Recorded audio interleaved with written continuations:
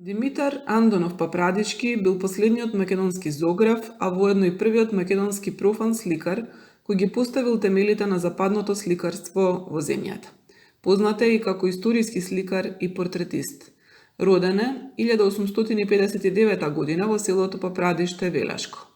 Во 1882-83 година ја посетува художествената иконографска школа во Киев во класата на професорот Вишневски, која со успех ја завршува. 1887 година му се пружила можноста да продолжи да студира во престижната Московска академија, но за жал го викнале во Македонија и никогаш не се вратил да ги заврши студиите, вклучувајќи се во зографските работи на татко му. Сликата Портрет на дете представува прв портрет на дете како специфичен вид во рамките на творештвото на Димитар Андонов Папрадички. Ликот на дете, за кој се предпоставува дека е еден од неговите внуци, е насликан до појасно, со обли и меки црти на лицето.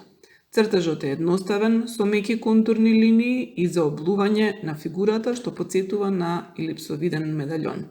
Подотворените усни и очите сугерираат зачуден и помалку исплашен поглед, а поставеноста на телото е нагласено статична.